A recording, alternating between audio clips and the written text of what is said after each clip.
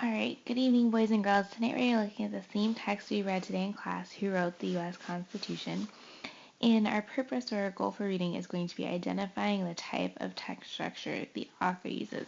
Remember, when we can identify the type of nonfiction text structure, whether it be compare and contrast, problem and solution, cause and effect, or description, it helps us better understand why the author wrote that they wrote and what the author wants us to learn from our nonfiction text. Okay, so I'm going to read this first section and I'm going to look to see what type of text structure the author uses. I'm going to use a heading, a new plan to guide my reading. Like you're reading about some sort of plan. Virginia Governor Edmund Randolph spoke first on Tuesday, May 29, 1787.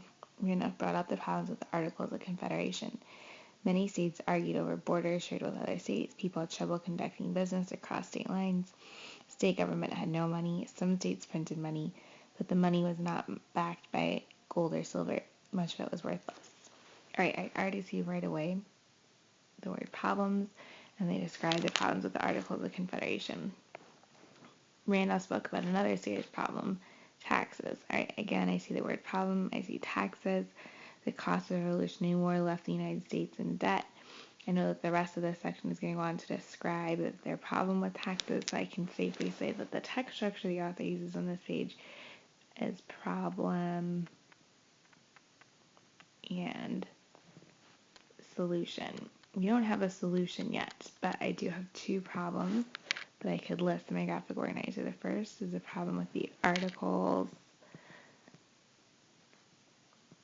of Confederation. They had issues with state borders. The other problem they listed was a problem with taxes.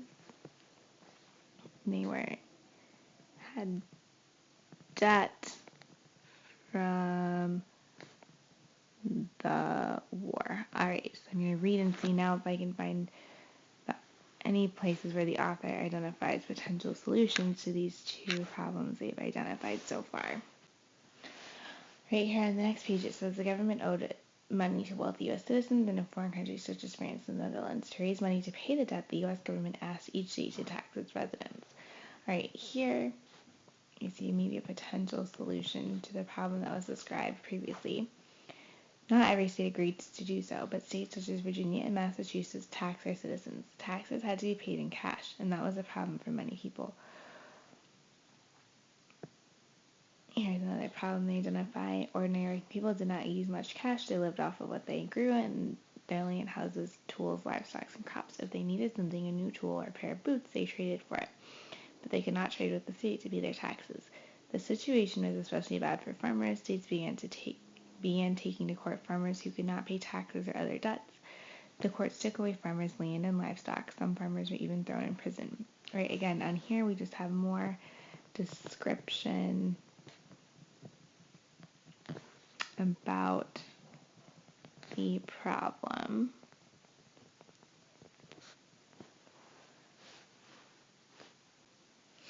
During the summer of 1787, hundreds of angry Massachusetts farmers formed a rebel force. One of the leaders was Daniel Shays, a Revolutionary War hero, politician, and farmer.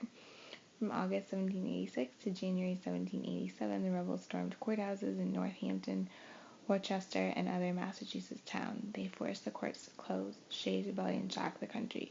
With all these problems before them, what could the convention delegates do? Randolph presented a plan written by James Madison and other Virginia delegates. The Virginia plan, created a stronger federal government, one that could protect the American people.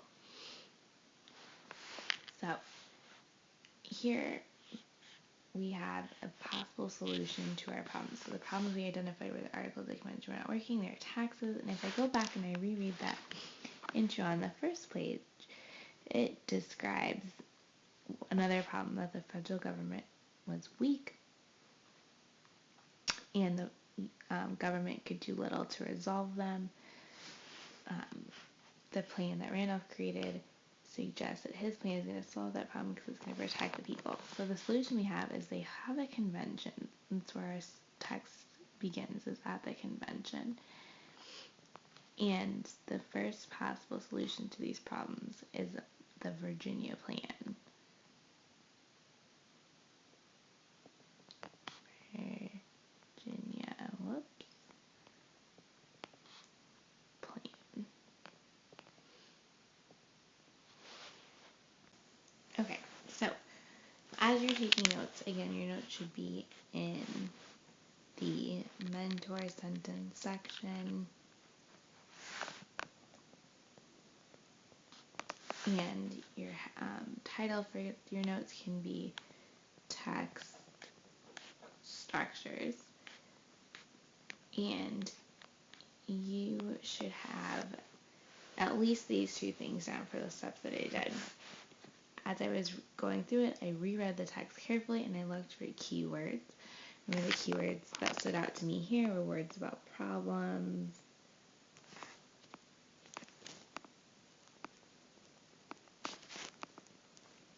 and plan. And I made an inference that if they're talking about a plan is probably referring to a solution or idea they have to solve the problem. And then I paraphrased the problem and solutions on my graphic organizer. So I quickly bulleted them. I put them in my own words so I could get the main idea from the problems and the solutions.